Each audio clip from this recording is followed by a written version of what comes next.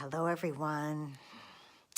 Hello. So, I am doing this Facebook Live because I have not had power for 3 days.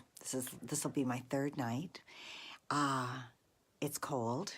It's obviously dark, and candles are awesome. Little lanterns are awesome. Lots of warm clothes, thank goodness. And I wanted to just reach out. I'm not going to talk long because I have to say conserve my battery on my phone, right? So like shutting everything down so that I don't burn up my battery, and I don't have Wi-Fi or anything anyway. And so I was just reflecting on how much we take for granted, how much we need technology to just have comfort in our lives. And it's been quite interesting because when it happened, I had just gotten home. I had a really long day.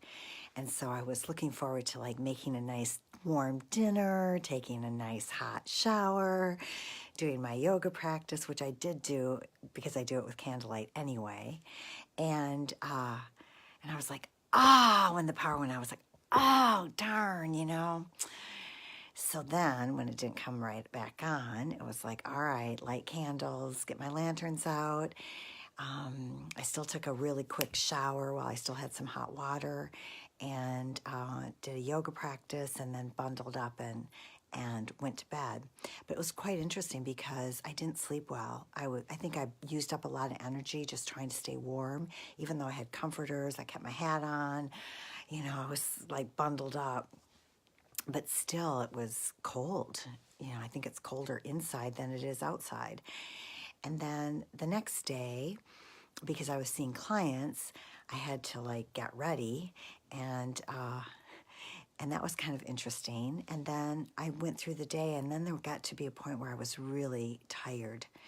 And I had great compassion for people that are on the streets, are homeless, are in transition, are dealing with any kind of trauma or environmental catastrophe, whether, the hurricanes and floods and all the different Mother Nature effects, and all that it takes, because there's so much with our water and our power and all the things that we have just to function, just to have an everyday function. I was able to actually get in my car, plug my phone in, charge it, and create some heat in the car and travel around a little bit.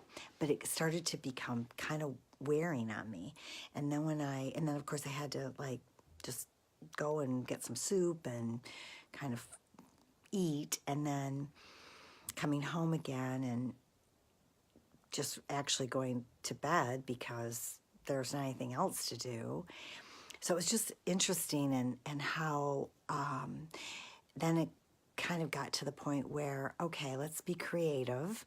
And so I was creative in going to, actually both mornings, went to the gym, took a shower there, got ready there, went to my office where I was able to do the webinar this morning. People had paid for this, releasing the year and this year-end activity of clear the way for the future year, and I needed to find Wi-Fi in a place where I could do it. So fortunately, went to my office. So I have an office, so that was great. That worked out.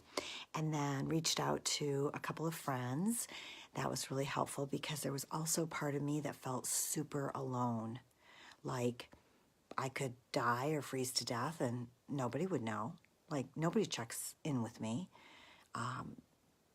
It's not like I have a daily friend or partner or a dog that I'm walking, and my neighbors would notice, like, why isn't she walking the dog, right? I don't have any of that. So it really got me, I actually got really sad. I just thought, wow, I felt very vulnerable. So anyway, I wanted to share this Facebook Live because, number one, I'm realizing all the different phases of a situation. I'm really observing myself, and how even today I'm like, you know what? the power is going to turn on when it's going to turn on. And I just have to continue to be creative. And sure enough, my friend Lisa down the street, wonderful dear friend, called me and said, come on over and spend the night. Franca reached out to me and said, come over, spend the night. So I'm thinking, thank goodness I have a warm place to spend the night. I mean, that is really a wonderful, wonderful gift. It seems like such a simple thing, but as my fingers are freezing, and I know another night, even though I'm in the comforter, it's still really not, it's just challenging. And it's difficult to get going the next day and try to function. And so one is appreciation, and two is observing yourself. Whenever you're in a situation that's challenging or that's out of your control, how do you want to handle it? How can you be creative or positive or even humorous? It was interesting. There was a few really challenging people yesterday, and I thought, they have no idea. They have no idea what's been going on with my life the past couple of days. And likewise, when maybe people are being difficult, we have no idea what's going on in their lives sometimes either. We don't know which kind of challenges they're facing. So that was another thing that I realized. And then finally just being super positive about the lights will come on, the power will work, heat will be restored. Thank you for Seattle City Lights doing their job. There's a lot of trees down, a lot of wires, and blessing them and hoping them, wishing them to be safe and thanking them for probably working overtime and getting ready to go have a slumber party at Lisa's house. So anyway, count your blessings, lots of them, especially the ones that we take for granted. All right, sleep well.